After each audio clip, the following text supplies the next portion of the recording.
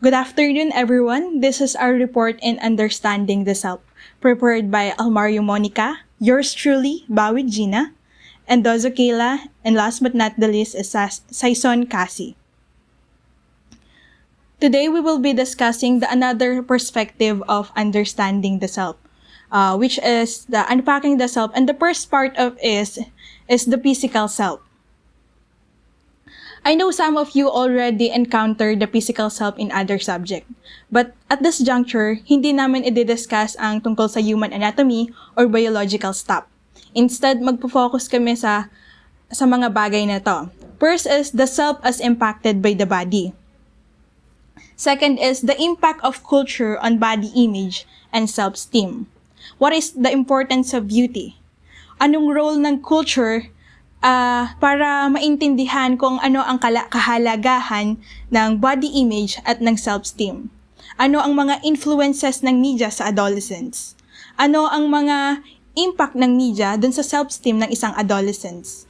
And what are the concepts of self-esteem? What are the things that we need to develop in order to improve our self-esteem?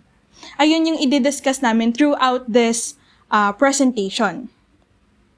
For our introduction, it says that sacrificing friendship for physical beauty. Dun sa textbook na nabasa namin, ang example doon is, merong mga secondary lady sponsors or yung mga abay. Pinag-uusapan nila yung choice ng bride sa maid of honor. Hindi niya kasi pinili yung best friend niya, considering that they have promised to each other na kukuhanin ng bride ay yung best friend niya. Pero ang pinili niyang maid of honor is yung friend niyang nakilala niya lang recently. Kasi considering her new friend is more gorgeous and more fashionable. So, dun pa lang makikita na natin yung negative effect ng physical appearance na may di-discuss natin dito sa mga susunod na slide. Next is, according to Irving Goffman, 1971, people are concerned with the way others perceive them. Masyadong nagfo-focus ang mga tao sa tingin ng ibang tao sa kanilang physical appearance. When we say physical appearance, ano ba to? Physical appearance is yung either yung height mo, makaklasify ka as short or tall. Yung build ng katawan mo, either you are fat or thin. Yung age mo, young, middle age, or old. Color of your eyes, it is either, yung common dito sa Pilipinas is black, brown, and for naman foreign is blue. Yung hair mo, yung type of hair mo, long ba, or short hair ka ba, or blondie ka ba? Those physical characteristic or physical appearance is ayun na daw yung pinapahalagahan ng tao according to Irving Goffman, 1971. Some people are really concerned about their physical appearance, considering that this is their major concern. And may dalawang epekto ang pagiging concern ng tao sa kanilang physical appearance. First is as a motivation, and second is a frustration. First is a motivation. Gagawa ka ng mga bagay na para ma-improve mo ang sa sarili mo. For example, if you are a fat, mataba ka, so mag-iisip ka ng mga bagay na kailangan mong paano ka mamamayat or mas magiging healthy. Pangalawa is frustration. Kung hindi mo talaga ma-meet yung weight na gusto mo, it may lead to frustration. Or ang masama pa, it could lead to depression, anxiety, and any psychological disorder. The self as impacted by the body. Psychology, sociology, anthropology, and other disciplines agree on the premise that the physical self is an important component in the study of person's selves and identity. Diba, we already discussed what is the difference between self and identity during our past lesson. Self is defined as, it is the person that truly is. Ito yung ikaw, sariling ikaw. While identity is the quality, beliefs that makes a person different from others. Kung ano yung unique significance or yung paniniwala mo na meron ka na wala sa iba. So, ang other disciplines daw ay naniniwala na ang physical self is malaki yung role in identifying self and identity, which is the primary objective of this subject. So, let's define what is the physical self. Physical self is concrete or tangible. When we say concrete or tangible, ito yung nahahawakan natin. So, which is primarily observed and examined through the body. For example, when you met a stranger, una agad na makikita doon is yung physical appearance. Makikita to through our naked eye. Makaklasify niya tayo through our physical appearance. Matangkad ba? Or maliit? Anong kulay ng balat? Anong kulay ng buhok? So, ayun yung physical self.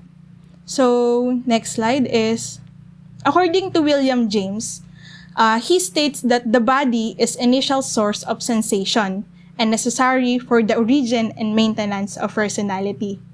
We all know that William James is one of the proponents of functionalism, which is one of the school in psychology.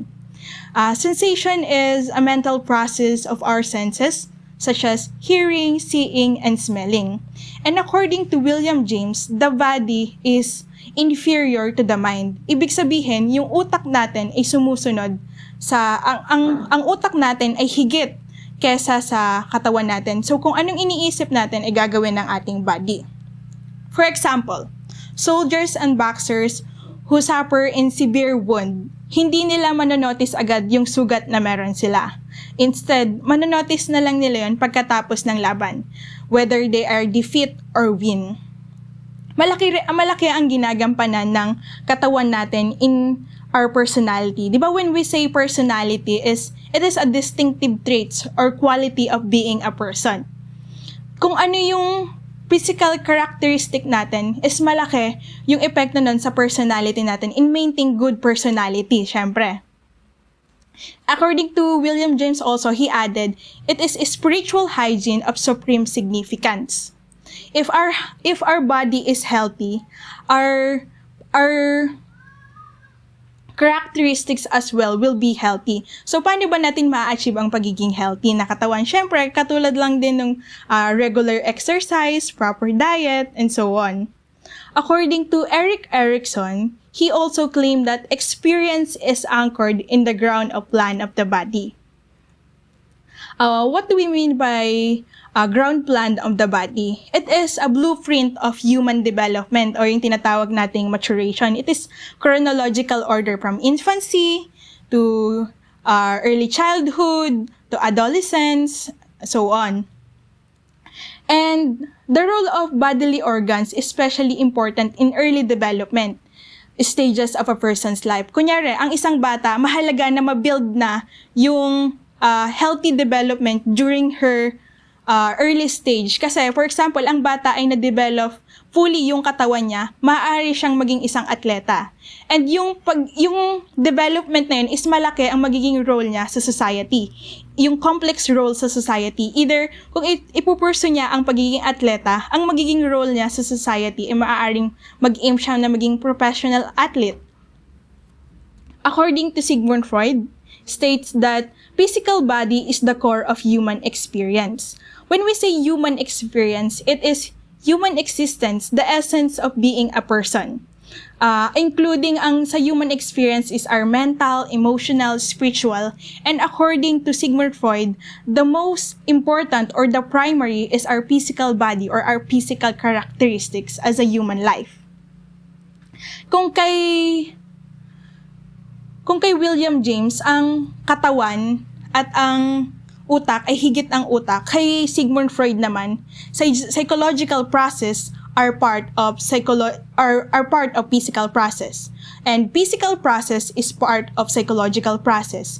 Ibig sabihin, if you want to improve your confidence, so kailangan mong gumawa ng mga bagay. Hindi ito basta mangyayari. Kasi magkaakibat ang psychological process at physical process. And vice versa. Physical process to psychological process. Gagawa ka ng way para ma-improve ang sarili mo. For example, may acne ka.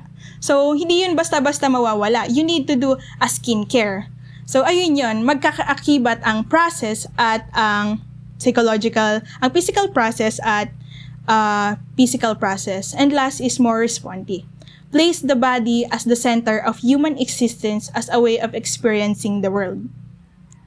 Kasi 'di ba, our physical body is our vital tool to experience anything, or we can be somebody or someone in the future kung gugustuhin natin. However, malaki talaga ang ginagampanan ng physical body natin. Next slide is, makikita natin sa picture si Manny Pacquiao. Di ba kilala si Manny Pacquiao hindi lamang sa Pilipinas, kundi maging sa buong mundo. Tinatawag siyang pambansang kamao ng Pilipinas. Hindi siya magiging ganan kalakas or hindi siya magiging ganan katanyag kung hindi niya inalagaan ang physical na pangangatawan niya. However, in achieving that, we need to undergo in a certain process. May kailangan tayong i-let go. For example, hindi dapat tayo kumakain ng mga unhealthy food. And dapat tama ang pagtulog natin.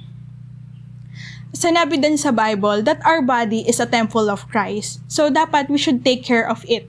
Kung paano natin pinapangalagaan ang ibang bagay, dapat higit nating pangalagaan ang ating katawan. So yun lang, and the next reporter will be Cassie Saison.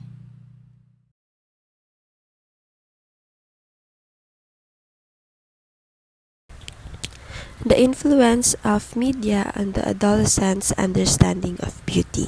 This chapter examines the role of the mass media in the perception of beauty ideals and how those ideals affect individuals' behavior and well-being. Media can have a negative or unhealthy influence on teenage behavior. For example, is body image. If teenagers see unrealistic teen or masculine body type, it can have an impact on their body image and dieting behavior. The mass media play a critical role in people's self-image by informing and reflecting what people consider to be beautiful or attractive. So, beauty as portrayed by media can cause low self-esteem, because the beauty standards of media is having a fair and flawless skin, shiny hair, and a sexy body. According to Genesis M. Haveliana, media plays a large role in how teenagers view themselves by shaping images of what teenagers are supposed to be or do. Findings from further studies showed that teenagers imagine themselves being the actor or actress in a movie they have watched. They copy an actor or actress' clothes and hairstyle. They immediately try any new product that they saw in a commercial.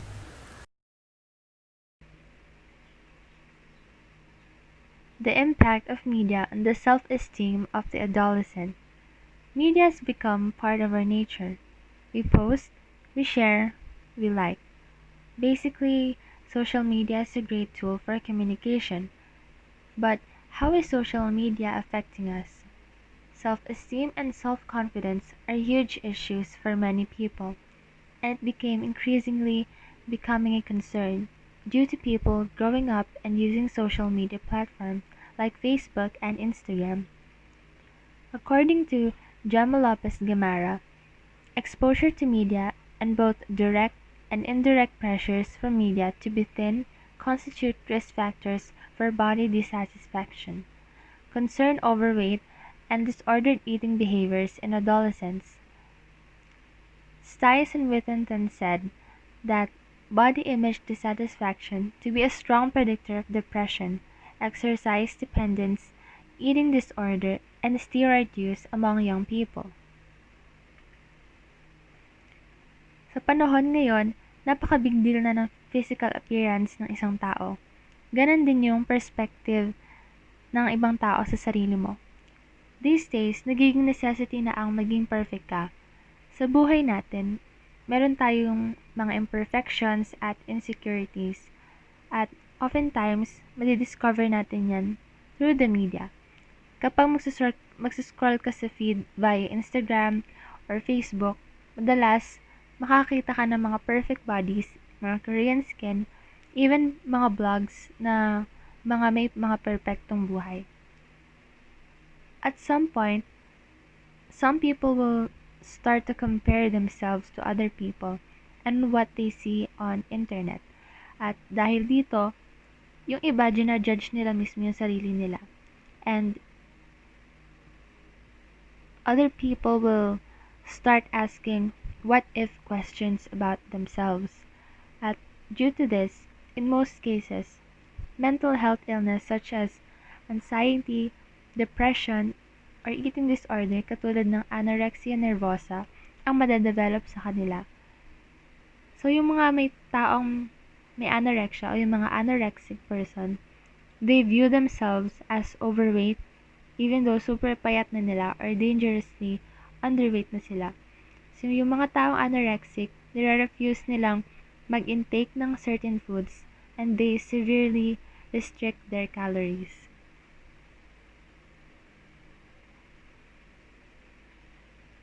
Xavier and Fernham said that the average teenager is sensitive to and critical of his or her physical self. According to Kaufman and Steinberg, girls in Western are more concerned about appearance and express more worry and concern about how other people respond to them. Fredrickson and Robert also said that Western girls are socialized to constantly think of whether their bodies and physical appearance are pleasing to others or not.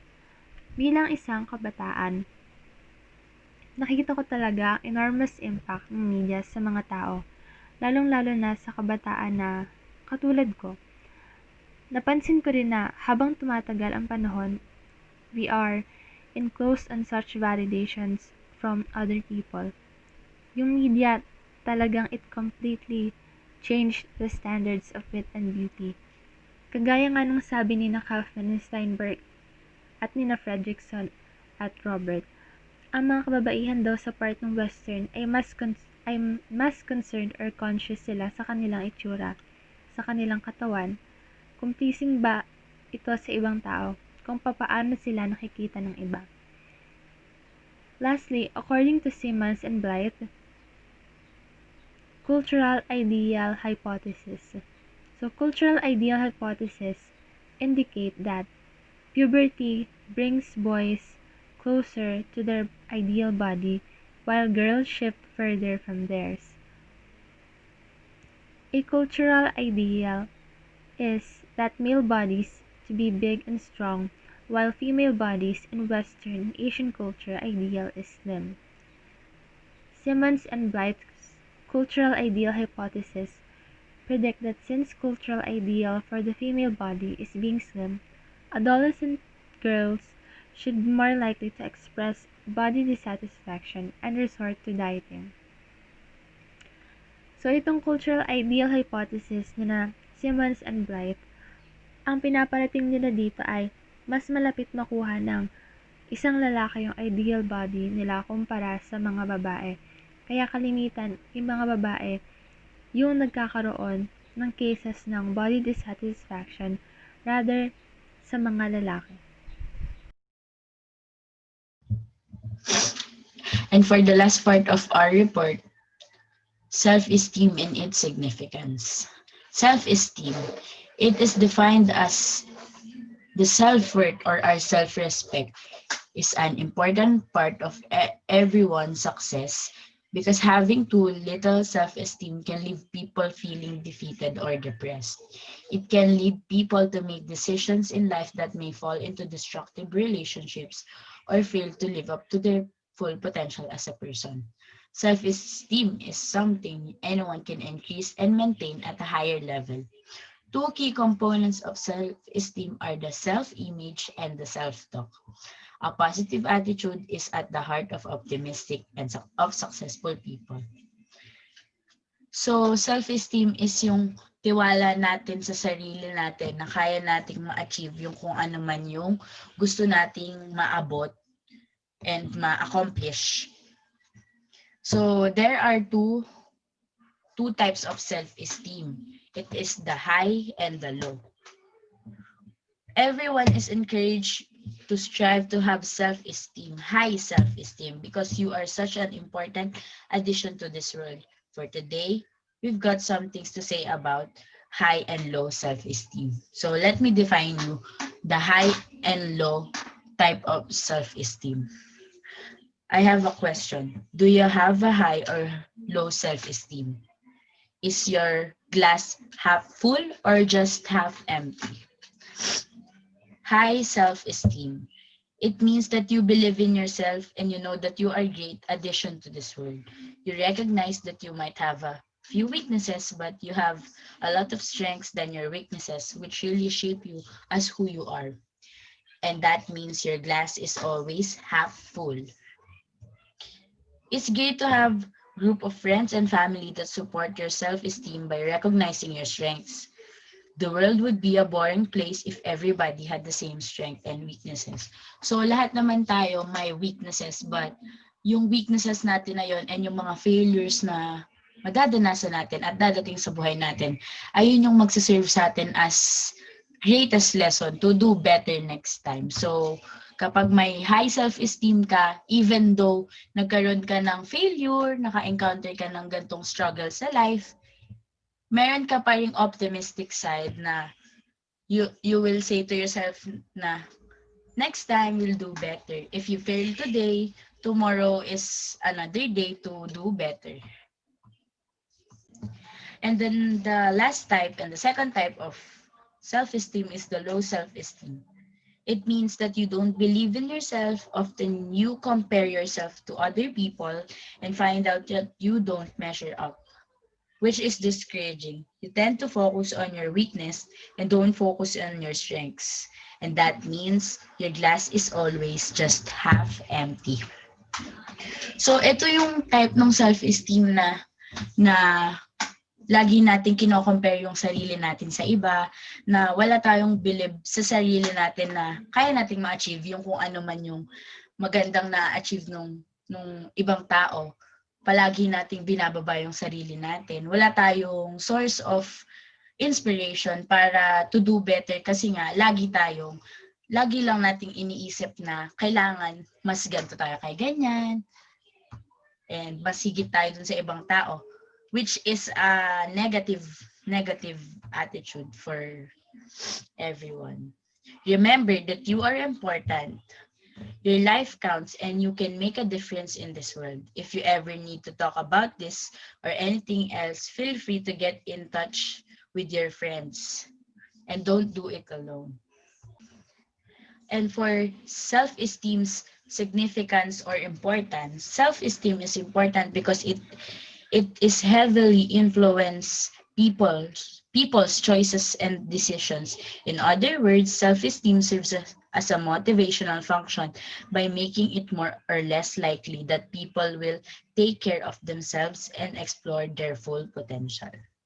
So, ibig sabihin nun is, importante talaga na meron tayong tiwala sa sarili natin or yung self-esteem kasi naaapektuhan nito yung mga desisyon natin sa buhay. And kapag palagi nating minababa yung sarili natin or wala tayong tiwala na kaya nating gawin yung mga bagay na goal natin at gusto nating mga mangyari sa buhay natin, is magiging impossible na maabot natin yon kung lagi tayong walang tiwala sa sarili natin. And for the concept of self-esteem, self-concept is how an individual views of who they are based on their habits, skills, and temperament. In other words, it is the ability to reflect on one's own strengths, skills, and behavior. On the other hand, self-esteem is an attitude or view that an individual has about him or herself. The main concept of self-esteem is that self-esteem is an attitude or view that an individual has about for him or herself. So, yung self-esteem ay nagre-reflect din sa attitudes natin, sa habits natin, and sa skills na mga skills na kaya nating ipakita sa ibang tao or ipa-justify sa mga tao. And for the components of self-esteem, there are 4 components that define the esteem that you might feel for yourself. The first one is the self-confidence. The second one, identity. The third one is the feeling of belonging. And the fourth one is the feeling of competence. First is the self-confidence. Confidence. This is the foundation of self-esteem. If we feel secure with our family, if we feel loved and our needs are met, our self-esteem develops. That's when we try to make our place and dare to try new things and new experiences. For example, we learn to walk. We fall down at first few times, but with the encouragements from our friends, our families, and loved ones, we dare to try new things and new experiences. So, meaning lang ng self-confidence or the feeling of security is that yung feeling na kahit magkamali tayo ng ilang beses, meron mga tao na patuloy na maniniwala sa atin. So, ayun yung nagiging reason natin to keep going. Maging eager na ma-achieve natin yung dreams natin. And the second one is the identity.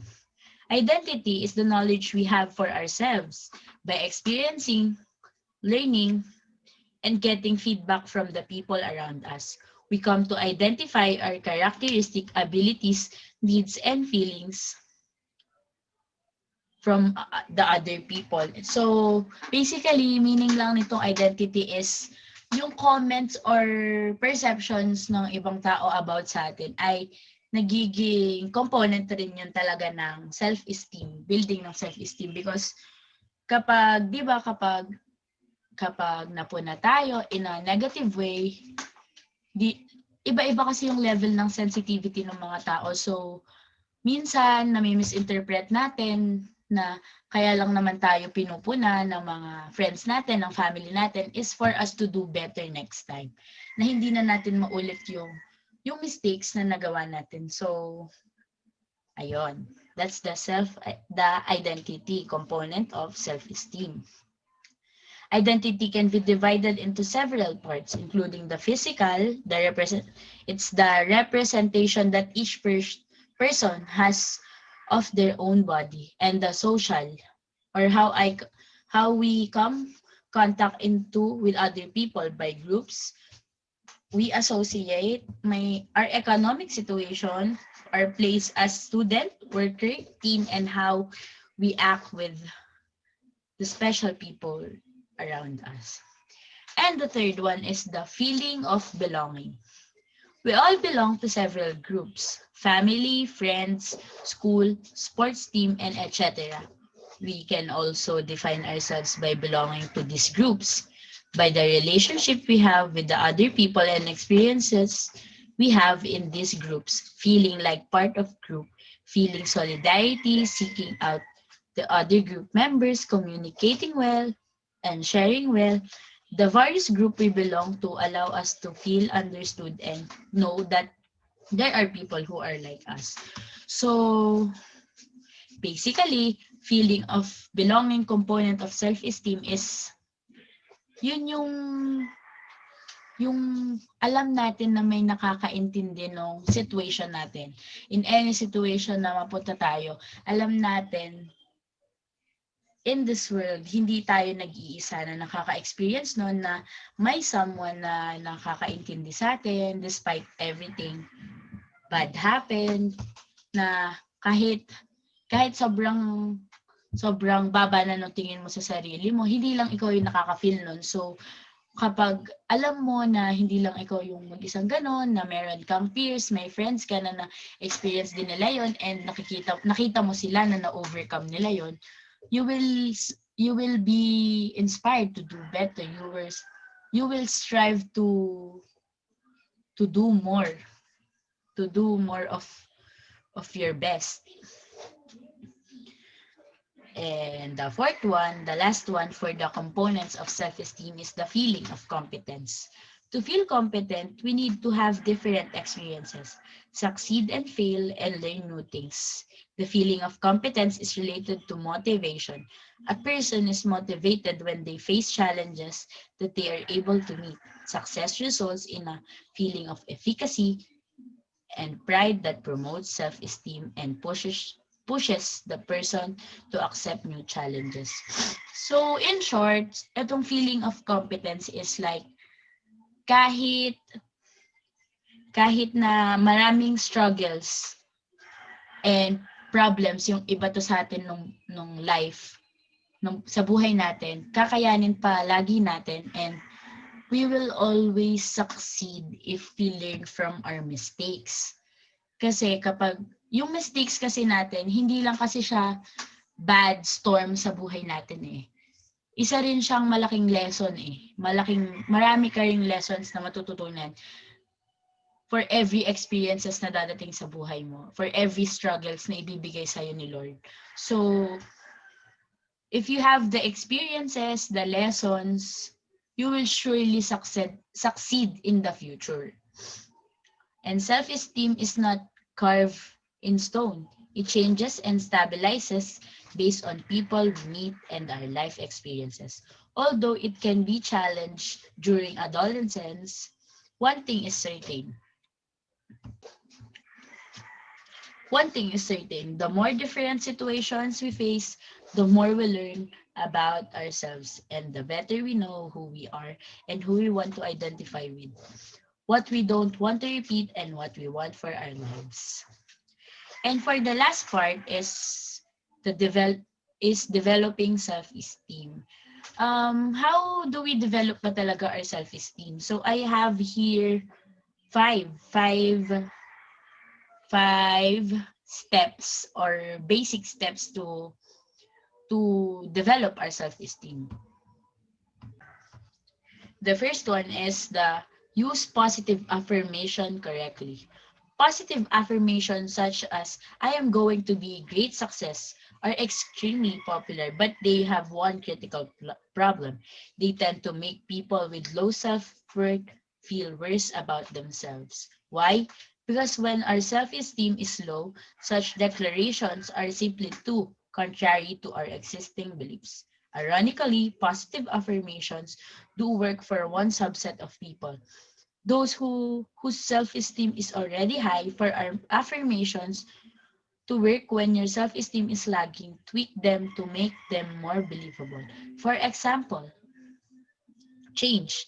I'm going to be great success. Two, I'm going to persevere until I succeed. So basically, ang meaning nitong use positive affirmation to develop affirmations correctly to develop our self-esteem is that instead of predicting na we will succeed, I will succeed, we should instead say that I'm going to work hard, I'm going to do my very best to succeed. And for the second one is identify your competencies and develop them. Self-esteem is built by demonstrating real ability and achievement in areas of our lives that matter to us. If you pride yourself on being a good cook, throw more dinner parties. If you're a good runner, sign up for races and train for them. In short, figure out your core competencies and find opportunities and careers that accentuate them. So basically, meaning of this identify your competencies and develop them to develop our self-esteem is that kung saan natin alam na doon tayo mag-excel sa bagay na yun, we have to make ways to to train ourselves more on that activities, like kung gusto mong maging doktor or gusto mong maging lawyer, so kailangan mong mas i-expose yung sarili mo dun sa environment na ganun yung ginagalawan. Kasi in that way, you will learn new things and you will able to apply it if someday ikaw na yung nasa place na yun, like maging doctor or maging lawyer or maging successful in sports. And yes, and the next one is learn to accept compliments. One of the trickiest aspects of improving self-esteem is that we feel bad about ourselves. We tend to be more resistant to compliments, even though that is when we most need them. So set our goals to tolerate compliments when you receive them, even if they make you uncomfortable, and they will. The best way to avoid reflexive reactions of batting away compliments is to prepare simple set responses and train yourself to use them automatically whenever you get good feedback. So this learn to accept compliments part ng ating developing self-esteem steps is that we should learn to accept compliments in a good way. Um, Kasi yung mostly sa iba kapag kino-compliment sila, more like na nape-pressure sila ganun yung nafe-feel nila kasi iba-iba naman yung level ng understanding ng mga tao. Minsan iko-compliment tayo, matutuwa tayo kasi alam natin na we did great. So we deserve an compliment. Pero yung iba kasi na nape-pressure sila. So kapag nag-fail sila, isisisi nila dun sa mga nag-compliment sa kanila kasi na-pressure kasi ako like that. But we need to seek for the real meaning of the people that gives us compliments. Na hindi naman yun para tayo ma-pressure, it's for us to have our like reward ba every time we we do great things. We all deserve compliments as our rewards. And for the fourth one, sa developing self-esteem is that eliminate self-criticism and introduce self-compassion. Unfortunately, when our self-esteem is low, we are likely to damage it even further by being self-critical. Since our goal is to enhance our self-esteem, we need to substitute self-criticism with self-compassion. Specifically, whenever your self-critical inner monologue kicks in, ask yourself, what would you say to a dear friend if they were in your situation? We tend to be much more compassionate to friends than we are to ourselves. And direct those comments, and moments to yourself. Doing so will avoid damaging your self-esteem further, and with critical thoughts, help it helps us build up instead. So eliminating self-criticism and introduce self-compassion is the best example to understand this phrases is that if we are advising to our friends, kapag may problem sila, magtatanong sila sa atin, and we will give advice, we should always put ourselves onto their shoes. Kasi we'll never know naman kasi kung ano yung nafe-feel nila. Kasi hindi tayo yung nasa sitwasyon. So, palagi nating i-consider rin yung sa ibang taong feelings so that sila, ganun din yung gagawin sa atin. We should we should tend to be much more compassionate for ourselves than to other people. Palaging unahin yung sarili. And the last one is affirm your real worth. It for me, this is the most important step or way to develop our self-esteem. Um, the following exercise has been demonstrated to help revive our self-esteem after its sustained blow. Make a list of qualities you have that you are meaningful in the specific context. Mm, this affirm your real worth is that we need to know our real worth. Hindi lang more on puro words na I'm great, I'm beautiful, and I'm like that, and I'm like that. But we need to mean it. Kasi mahal natin yung sarili natin, hindi na tayo mahihirapan na i-flex yung ating sarili na magkakaroon ng malaking impact kasi kapag mahal mo yung sarili mo sa pag-develop ng self-esteem mo. Kasi kapag mahal mo yung sarili mo, hindi ka mahihiya na ipagmalaki yung sarili mo. May tiwala ka na gawin to, gawin yan, and to achieve all of your dreams in life. So the bottom line of this is improving self-esteem requires a bit of work as it involves developing and maintaining healthier emotional habits. But doing so, and especially doing so correctly, will provide a great emotional and psychological return to your investment. So that's it. Our our report. Thank you for listening and good afternoon ulit and God bless sa inyong lahat. So I'm Monica Beatriz Almario with Kayla Endozo, Cassie Season, and Gina Bawit. Thank you for listening. Sana may natutunan kayo. Bye!